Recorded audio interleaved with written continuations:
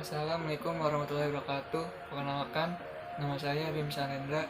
Saya dari kelas 11 IPS 4. Di video kali ini saya akan menjelaskan tentang integrasi sosial di pandemi COVID-19 ini. 1. Pengertian dari integrasi sosial. Integrasi sosial secara terminologis berasal dari kata bahasa Inggris, yaitu integration, yang berarti penggabungan.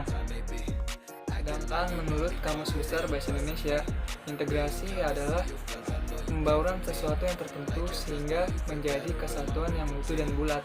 Dengan demikian, integrasi adalah proses penyesuaian unsur-unsur yang berbeda dalam masyarakat sehingga menjadi satu kesatuan. Lalu yang kedua, syarat terjadinya integrasi sosial.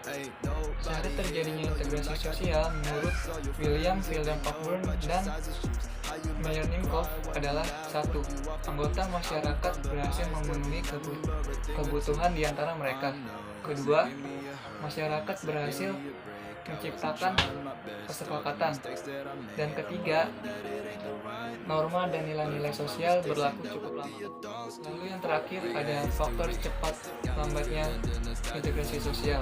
Yang pertama ada homogenitas kelompok. Kedua, ada besar kecilnya kelompok. Ketiga, ada mobilitas geografis. Dan yang keempat, adanya efektivitas komunikasi. Lalu di sini saya akan menjelaskan tentang coronavirus atau COVID-19. Apa itu corona? Corona adalah nama sebuah penyakit yang dapat menyebabkan gejala influenza hingga pneumonia. Penyakit yang disebabkan oleh corona ini bisa dibilang dengan COVID-19. Dan pada tanggal 11 bulan Maret, WHO mengumumkan coronavirus sebagai pandemik seluruh dunia. Virus ini pertama kali ditemukan di Wuhan, Cina, dan dapat menaklukkan dunia hanya dalam waktu beberapa bulan saja. Dan saat ini, angka tertinggi COVID-19 dipegang oleh Amerika Serikat dan Spanyol.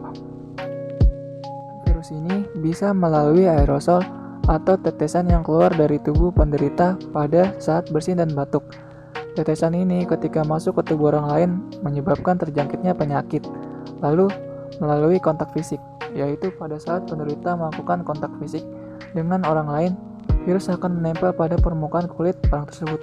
Dan apabila orang itu menyentuh mata, hidung, dan mulutnya, virus akan masuk ke dalam tubuhnya lalu memperbanyak diri menghasilkan virus-virus baru atau disebut juga replikasi.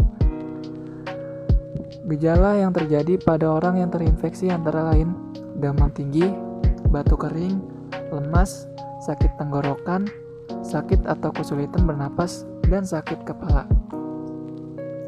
Pencegahan yang bisa dilakukan adalah hindari mengonsumsi daging dan telur mentah, hindari area kawasan berasap atau merokok, hindari menyentuh mulut, hidung, dan mata, tutup mulut sebelum batuk atau bersin, melakukan social distancing, dan yang terakhir, berolahraga yang rutin. Lalu saya akan menjelaskan tentang bagaimana integrasi sosial dalam pandemi COVID-19 ini. Integrasi dapat terjadi karena adanya kontak sosial. Sedangkan di tengah wabah COVID-19 ini, pemerintah Indonesia melakukan pembatasan sosial untuk seluruh masyarakat Indonesia. Karena di Indonesia, kasus positif corona sangat banyak.